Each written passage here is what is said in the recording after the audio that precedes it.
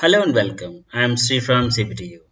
CBTU presents Ethical Hacker Training Course, Module Hacking Wireless Networks, Section Cracking Wireless Security.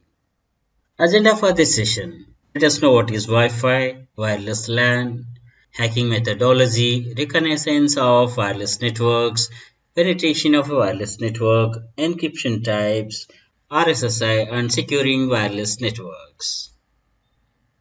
The trend is towards comfort, that is wireless network.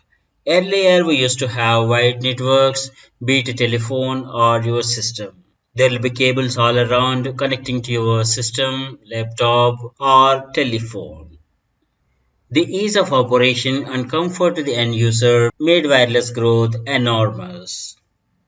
There are benefits and disadvantages as well, and one need to secure their Wi-Fi network for uninterrupted service.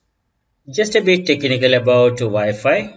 Wireless local area networks are based on IEEE 802.11. IEEE 802.11 is set of LAN protocols that specifies the MAC address, that is media access control, and the physical layer. The networks are of two types. One is infrastructure network, the other one is ad hoc network. Infrastructure network comprises access points like an internet router at home or in the enterprise. The nodes or the devices connect to the access points. Ad hoc network is peer-to-peer connectivity. There is no access point in between. Like two PCs can be connected or two mobile phones can be connected. This is a typical wireless network scenario. This is Links router. We have a number of internet routers or the gateways we call for using as access point at home or in the office. The internet router is connected over the WAN wide area network to the service provider. Inside our facility, various devices can be connected over the LAN, that is local area network, wired or wireless LAN. It can be directly connected from the router using switches in between or use an access point. The router itself can act as an access point. The internet connectivity for all these devices is routed through the router internet gateway. An access point can be connected to the router, which in turn serve the wireless clients like laptops, mobile phones. In the wireless network also, the hacking methodology remains same. Additional vulnerabilities being the packets are sent over the air from the client to the access point. They are visible to everyone. Those with the malicious intentions can capture the packets and get into the network. Just quick review of the hacking methodology. In the pre-attack phase, hacker uses footprinting and reconnaissance methods to get sensitive information and relevant information for carrying out further attacks. Once the basic information like IP address is available, then scanning and enumeration is done to get the basic information about the target. In the pre-attack phase, a hacker sets the target for hacking. In the hacking phase, the main purpose of hacking is to gain access into the target system and escalation of privileges to the admin level or root level and execute apps or rootkits to further control the remote system, planting backdoors and trojans for maintaining backdoor access. And one step finally taken care by the hacker is the clearing the tracks or the logs to erase all the evidences for getting caught. And the documentation is part of ethical hacking. Documentation is important in penetration testing and ethical hacking. This contains all the observations, vulnerabilities of the system, recommended preventive actions as well to secure the networks. There are many tools available like packet sniffers, scanners, and analyzers to capture the wireless traffic for sensitive information like passwords or session IDs. In another session, we'll discuss about these tools. Most of the wireless networks are prone for hacking because of two reasons. One is poor configuration, second is weak password and weak encryption. These vulnerabilities must be fixed to secure wireless network.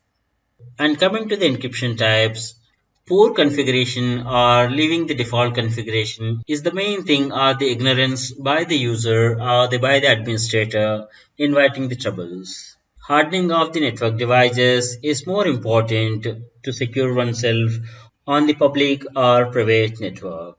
We have two encryption types, wide equivalent privacy and Wi-Fi protected access. Wide equivalent privacy is easily hackable. One must use WPA2 for more security. A ethical hacker working for an organization conduct penetration testing of the virus network to check its strength and the vulnerability for the attacks. So securing the networks, it has to start somewhere, and that all started with WEP, which is deployed in 64-bit and 128-bit strength. 64-bit with comes secret key of 40 bits, and 128-bit has secret key of 104 bits and initialization vector of 24 bits.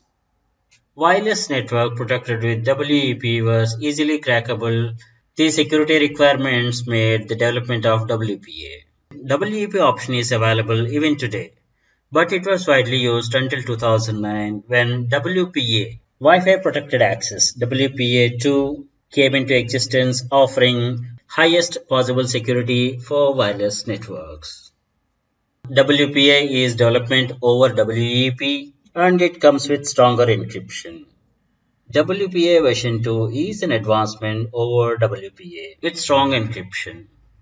So one must use WPA2 pre-shared key for securing their networks. WPA2 uses TKIP, that is Temporal Key Integrity Protocol, and AES, that is Advanced Encryption Standard. Both these provide enhanced encryption, making the middleman who is trying to capture the wireless packets. This enhanced encryption makes it difficult or near impossible for any intruder who is trying to get into your network. Again, security of a network can be defeated by using poor configuration or weak passwords. Any hacker will first attempt to use the simple techniques or any loopholes or the default configurations so that he doesn't need to work hard to gain access. Reconnaissance of the local network is done by sniffing, footprinting, and host scanning. A wireless sniffer can get the IP addresses and other network mapping information. With the IP addresses available through sniffing, the IP address ranges, DNS servers, web servers, IP address ranges, and other information is found using footprinting techniques. Host scanning is performed with tools like Nmap to find out the live hosts, their operating system, and the open ports, and much more information. Leave no chance to secure your Wi-Fi network.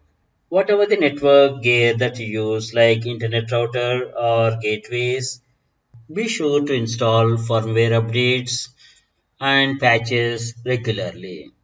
A device with default firmware may be prone for hacking.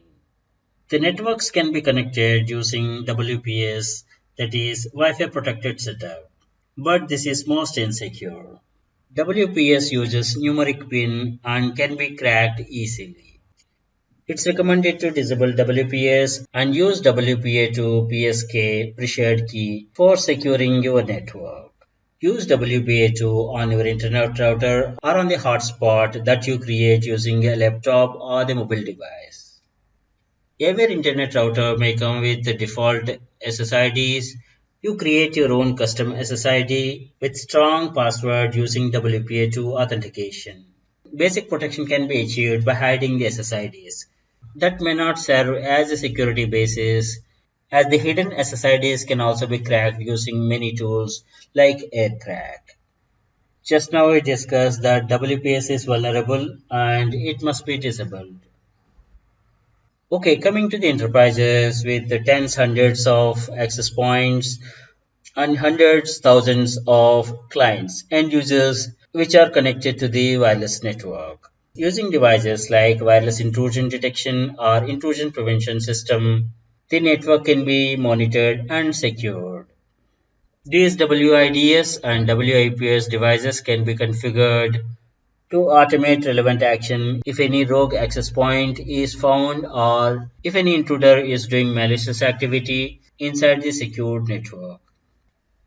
The common terminology used in wireless networks is RSSI. RSSI stands for Received Signal Strength Indicator. It measures the strength of any radio signal. The higher the RSSI number, the stronger the signal, and the number is represented in negative form. A client closer to the wireless access point, the value can be 0 and the signal strength will be stronger.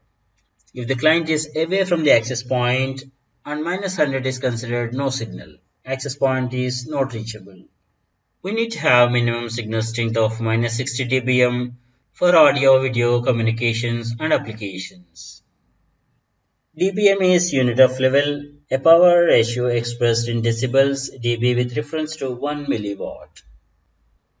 In this session, we have covered some basic information about the wireless networks, and we'll discuss about wireless security tool in the coming sessions. Thanks for watching.